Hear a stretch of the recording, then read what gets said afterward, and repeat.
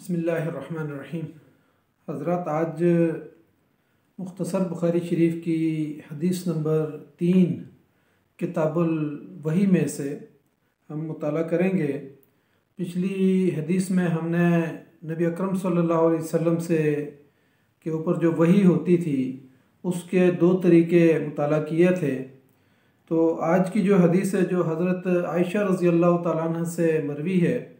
ये तवील हदीस है और किताब बदुल वही के अंदर ये आई है। इसको हम इंशाअल्लाह 4 हिस्सों में मुताला करेंगे, 4 पार्ट के अंदर इंशाअल्लाह इसको मुकम्मल करेंगे।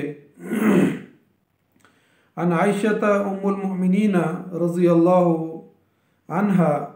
क़ालत अव्वल मा बुदिअ बिही रसूलुल्लाह सल्लल्लाहु अलैहि वसल्लम मिनल वही रु'या सालिहा फिन नौम फ़कान ला यरा रु'या इल्ला जाअत मिस्ल फलकिस सुबह सुम्मा हुब्बिबा इलैहिल खलाउ फ़कान यहलु बिगार हिराइन फ़यतहन्नसु फ़ीहि वहुव तअब्बुदुल लयालिय ज़वातिल अदद क़ब्ल अन यंज़िअ इला अहलिही वयतज़व्वदु लिज़ालिका सुम्मा रजा इला खदीजता फ़यतज़व्वदु लिमिस्लिहा। रवाहुल बुखारी। हज़रत आयशा रज़ियल्लाहु तआला अन्हा से मरवी है, उन्होंने फरमाया कि रसूलुल्लाह सल्लल्लाहु अलैहि वसल्लम पर वही की इब्तिदा सच्चे ख्वाबों की शक्ल में होती थी और आप जो कुछ ख्वाब में देखते तो वो बिल्कुल सुबह या सफ़ेद सुबह की तरह नमूदार हो जाता, यानी उसके कुछ दिनों के बाद वो बात बिल्कुल वाज़ेह हो जाती और नमूदार हो जाती थी और उसको जो है ना तशबीह दी सफ़ेद सुबह की तरह वो नमूदार हो जाते थे। फिर आपको तन्हाई महबूब हो गई, यानी नबी सल्लल्लाहु अलैहि वसल्लम तन्हाई में जाने शुरू हो गए। चुनांचे आप गारे हिरा में खलवत इख्तियार फरमाते और कई कई रात घर तशरीफ़ लाए बग़ैर मसरूफ़ इबादत रहते। आप सल्लल्लाहु अलैहि वसल्लम खाने पीने का सामान घर से ले जाकर वहाँ चंद रोज़ गुजारते और फिर हज़रत खदीजा रज़ियल्लाहु तआला अन्हा के पास वापस आते और तकरीबन उतने ही दिनों का सामान और तोशा लेकर आप सल्लल्लाहु अलैहि वसल्लम दोबारा वहाँ चले जाते। इसके अगले हिस्से में गारे हिरा के अंदर जब वही आई तो नबी सल्लल्लाहु अलैहि वसल्लम गारे हिरा से तशरीफ़ लाए और इक़रा बिस्मि रब्बिकल्लज़ी खलक़ की वही जो है वो इब्तिदाई आयात जो हैं तो वो लेकर आए और फिर उसके बाद हज़रत खदीजा रज़ियल्लाहु तआला अन्हा के साथ नबी अकरम सल्लल्लाहु अलैहि वसल्लम का जो यानी आप सल्लल्लाहु अलैहि वसल्लम ने जब उनको इत्तला दी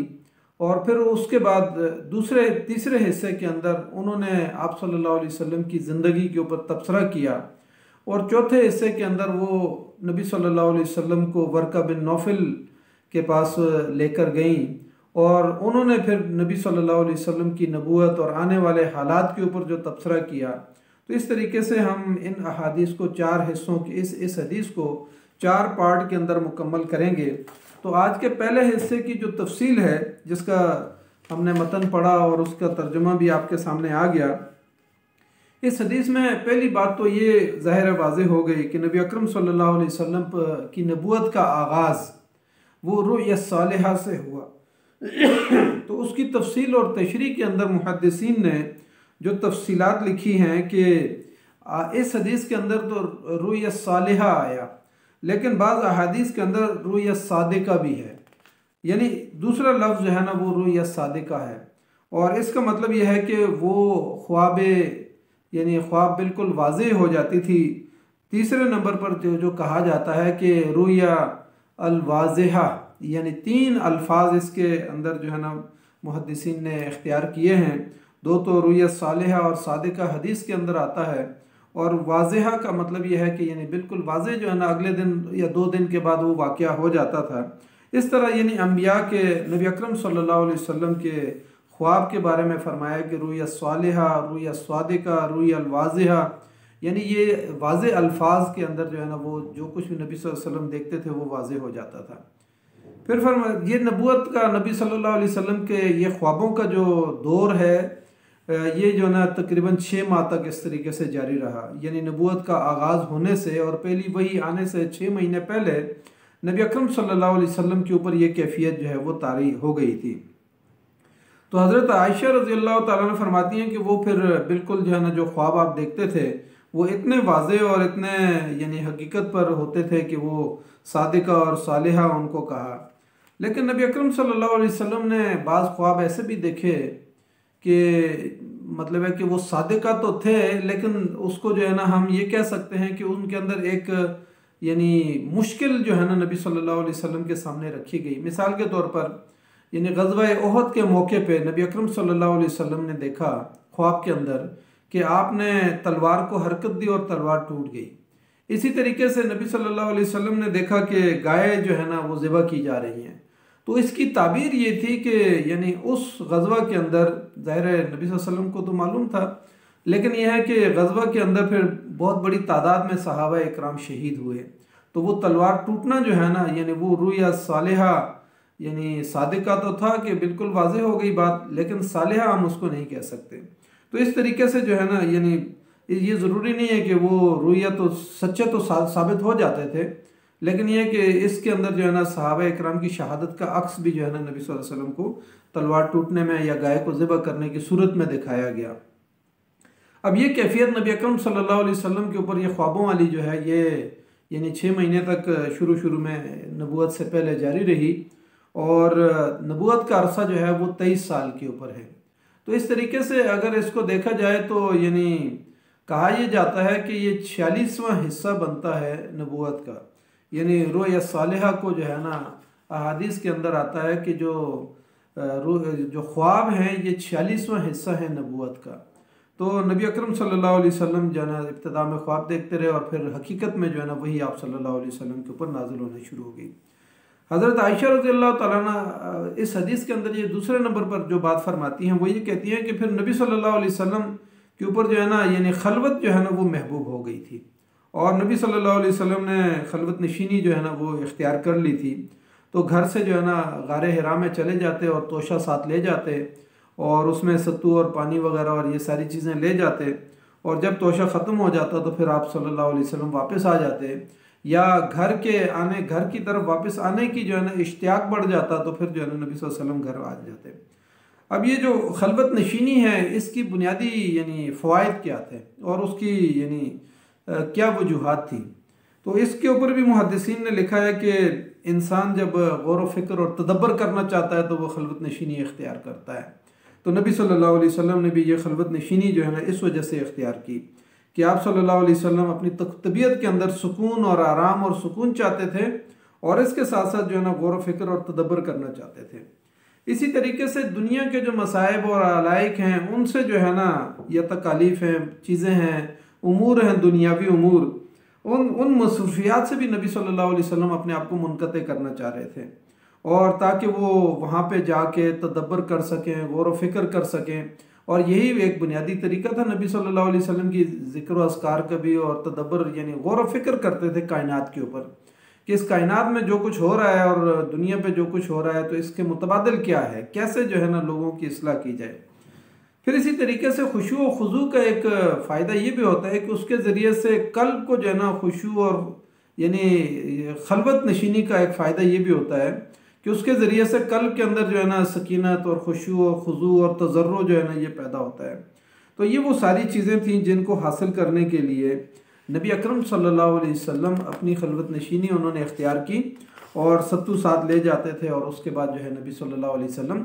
वापस जो है ना कुछ दिनों के बाद वापस आ जाते थे। अब इस हदीस में अगली जो बात फरमाई गई है वो है यतहन्नसु फीहि व हुवा तअब्बुदु, यानी हन्नस युहन्निसु का मतलब ये होता है कि नाफरमानी और गुनाहों से अपने आप को बचाना। तो गुनाहों से अपने आप को बचाना बजाते खुद एक इबादत है। यानी इस हदीस के अंदर जो तीसरी बुनियादी बात आई है वो ये वाली आई है कि नबी अकरम सल्लल्लाहु अलैहि वसल्लम यतहन्नसु फीहि, यानी उसके अंदर जो है ना वो माशरे की आलाइशों से और इन चीज़ों से जो है ना अपने आप को पाक करके दूर ले जाते थे ताकि गुनाह के कामों से और नाफरमानी की बातों से, सुनने से और देखने से और अमल करने से उनसे इंसान बच जाए। अब इसकी आगे जो है ना अत्ताअब्बुद जो है ये इसकी यानी तशरीह है, तहन्नस की जो है ना तशरीह है, और ये ताअब्बुद की सूरत में जो है ना यहाँ पर की गई है कि नबी अकरम सल्लल्लाहु अलैहि वसल्लम वहाँ पर यानी इन चीज़ों उसके अंदर जो है ना तहन्नस के अंदर जो है ना ताअब्बुद जो है ना बीच में शामिल है कि इंसान बुराइयों से और आलाइशों से बचे और गौर व फिक्र करे और ताअब्बुद करे। तो यहाँ पर जो है ना उसकी तशरीह की गई है। हाफिज़ इब्न हजर अस्कलानी जो है वो ये फरमाते हैं कि ये यतहन्नस की तफसीर जो है ना यतहन्नफ यानी आखिर में वो कहते हैं कि फ़े है। ये यतहन्नस की एक तशरीह तो जो है ना ताअब्बुद की गई, और दूसरी तशरीह जो है ना हाफिज़ इब्न हजर अस्कलानी रहमतुल्लाह अलैह फरमाते हैं कि यतहन्नस की जो दूसरी तशरीह है वो है यतहन्नफ। यानी यतहन्नफ का मतलब यह है कि हनीफियत इख्तियार करना, यानी दीन इब्राहीम की तरफ मुतवज्जे हो जाना। तो इसमें वो ये कहते हैं कि ये अरब जो है अक्सर सा को लफ्ज़ सा जो है इसको फ़ा के अंदर बदल देते थे, और इसका मतलब यह है कि नबी अकरम सल्लल्लाहु अलैहि वसल्लम दीन हनीफ की तरफ और इब्राहीम अलैहिस्सलाम के दीन की तरफ मुतवज्जे हो जाते थे और कायनात के ऊपर गौर करते थे, साबका अंबिया की ज़िंदगियों के ऊपर गौर करते थे। इसमें इस हदीस के अंदर जो चौथी बुनियादी बात जो इस टुकड़े के अंदर बयान की गई है वो ये है कि कबला यंतज़िअ इला अहलिही, कहा कि जब वो यानी ख़त्म हो जाता था तो फिर नबी अकरम सल्लल्लाहु अलैहि वसल्लम अपने अहले खाना की तरफ रुजू करते थे और वापस आ जाते थे। यानी यंतज़िअ का माना जो है ना मैलान और इश्तियाक पैदा होना। यानी नबी अकरम सल्लल्लाहु अलैहि वसल्लम के अंदर जब गारे हिरा के अंदर क़याम करते थे, कुछ दिन रहते थे और सत्तू वगैरह खाते और साथ तोशा जो लेके गए हुए थे उसको इस्तेमाल करते, तो उसके बाद जो है ना फिर थोड़ी सी इश्तियाक जो है ना अहले खाना की तरफ भी पैदा हो जाता और मैलान पैदा हो जाता था। तो नबी सल्लल्लाहु अलैहि वसल्लम वहाँ से वापस जो है ना आ जाते थे और दोबारा जो है ना कुछ दिन या एक दिन या 2 दिन कुछ दिन ठहर के कुछ क़याम करके अपने घर वालों के साथ फिर दोबारा जो है ना तोशा उसके बराबर ले जाते और वापस चले जाते। अब यहाँ पे जो है ना यानी ये फरमाया गया है कि ये तजर्रद और रहबानियत जो है, यानी गारे हिरा के अंदर ज़ाहिर चले जाते थे और वो तजर्रद था। तो यहाँ पर ये फरमाया कि नबी सल्लल्लाहु अलैहि वसल्लम के अंदर जब इश्तियाक और मैलान पैदा होता तो वापस अपने घर की तरफ अहले खाना की तरफ आ जाते थे। तो यहाँ पर ये यानी इस हदीस इस बात के अंदर बुनियादी जो नुक्ता है वो ये है कि इस्लाम जो है ना तजर्रद और रहबानियत को पसंद नहीं करता, और ये अल्लाह की हिकमत के यानी अल्लाह ताला इस कायनात का मालिक और खालिक है, उसने अपनी अशरफुल मखलूक़ात इंसान को पैदा किया है, तो वो इंसान के लिए जो है ना रहबानियत को और तजर्रद को पसंद नहीं करता। तो ये फितरत यानी ये जो है ना अल्लाह की हिकमत के भी ख़िलाफ़ था कि एक आदमी जैसे उलमा यहूद ने जो है ना यहूद और नसारा ने रहबानियत को इख्तियार कर लिया था। वो कहते थे कि बस एक आदमी अगर अल्लाह के साथ ताल्लुक़ पैदा करना चाहता है तो उसके लिए ज़रूरी है कि अपने अहले खाना को और घर बार को और दुनिया को बिल्कुल तर्क दुनिया कर दे। लेकिन यहाँ पर जो है ना ये फरमाया कि नबी अकरम सल्लल्लाहु अलैहि वसल्लम के अंदर जब मैलान पैदा होता था तो वापस अपने घर में आ जाते थे। तो यहाँ से नुक्ता बुनियादी तौर पर यह निकलता है कि ये रहबानियत और तजर्रद जो है ना हिकमत खुदाबंदी के भी ख़िलाफ़ है, और दूसरे नंबर पर फितरत इंसानियत के भी ख़िलाफ़ है, क्योंकि हिकमत खुदाबंदी के ख़िलाफ़ इस लिहाज से है कि अल्लाह ताला ने मर्द और औरत के दरमियान जो मोहब्बत पैदा की और मवद्दत पैदा की और मैलान पैदा किया तो उसके ज़रिए से बकाए नस्ल है। अल्लाह ताला चाहता है कि इस कायनात के अंदर जो है ना इन इंसानों के ज़रिए से नस्ल इंसानियत जो है ना वो पैदा होती रहे, और इसीलिए कहा कि तुम्हें मर्द और औरत से पैदा किया है, एक मर्द और एक औरत से पैदा किया है। तो इसलिए तजर्रद और रहबानियत जो है ना हिकमत खुदाबंदी के भी ख़िलाफ़ है। दूसरे नंबर पर फरमाया कि ये फितरत इंसानियत के भी ख़िलाफ़ है। ज़ाहिर है मर्द के अंदर और औरत के अंदर ये मैलान और ये ख्वाहिश अल्लाह ने पैदा की है, लेकिन उसको जो है ना निकाह के ज़रिए से फिर कंट्रोल किया गया है ताकि वो जो है ना आवारगी की तरफ इंसान ना बढ़ जाए। तो इसलिए यहाँ पर ये फितरत इंसानियत और फितरत खुदाबंदी दोनों के ख़िलाफ़ है। इसलिए नबी अकरम सल्लल्लाहु अलैहि वसल्लम के अंदर जब ये मैलान पैदा होता तो आप वो घर में वापस आ जाते, और फिर उसके बाद जो है ना यहाँ से गारे हिरा में दोबारा से वो सामान लेके चले जाते थे, और इस तरीके से जो है कुछ दिन वहाँ पे मज़ीद गुजारते थे। इससे पहले हदीस के अंदर यानी जो बात बयान हुई थी वो उसमें वही के नुज़ूल की 2 कैफियत को बयान किया गया था। एक कैफियत तो ज़ाहिर वाज़ेह थी बिल्कुल कि जिब्राइल अमीन आ जाते थे, सामने होते थे, अपनी असली शक्ल में होते थे, या फिर दूसरी सूरत यह कि किसी इंसान की शक्ल में, जैसे दहिया कल्बी रज़ी अल्लाह ताला अन्हु जो बहुत ही खूबसूरत थे, उनकी शक्ल में जो है ना हाज़िर हो जाते थे, और या फिर किसी और इंसान की शक्ल में हाज़िर हो जाते थे। लेकिन दूसरी कैफियत जो बयान हुई थी वो ये थी कि नबी अकरम सल्लल्लाहु अलैहि वसल्लम को घंटी की आवाज़, जैसे टन टन की आवाज़ आती है, या मक्खियों की बिनबिनाट की, जैसे शहद की मक्खियों की बिनबिनाट की आवाज़ होती है, तो इस तरीके से आवाज़ आती थी। तो यहाँ पर ये बुनियादी बात ये बयान की गई है। तीसरे नंबर पर जो कैफियत थी वो रुया सादिका की सूरत में थी, या रुया सालिहा की सूरत में थी। तो यहाँ पर जो है ना, आज के इस साइंसी दौर के अंदर देखा जाए कि चाहे ख्वाब के ज़रिए से है, या जिब्राइल अमीन का सामने आने के ज़रिए से है, या फिर किसी यानी टन टन की आवाज़ के ज़रिए से है, तो ये आवाज़ ही जो है ना, मिसाल के तौर पर नबी अकरम सल्लल्लाहु अलैहि वसल्लम तो उस बात को समझते थे कि ये कुरान नाजिल हो रहा है और कुरान की वही आ रही है, लेकिन लोग कहते हैं कि कैसे नबी सल्लल्लाहु अलैहि वसल्लम को टन टन की आवाज़ में जो है ना समझ आ जाती थी। लेकिन मिसाल के तौर पर आप आजकल जो रमूनिया बजता है उसकी धुन जो है ना, उसके अंदर अगर कोई गाना गा रहे होते हैं तो वो जो है ना, यानी उस गाने की धुन पे जो है ना, वो धुन ही ऐसी होती है कि जिसके अंदर इंसान समझता है कि ये जैसे गाना गाया जा रहा है। इसी तरीके से आज के इस दौर में साइंसी दौर है, ये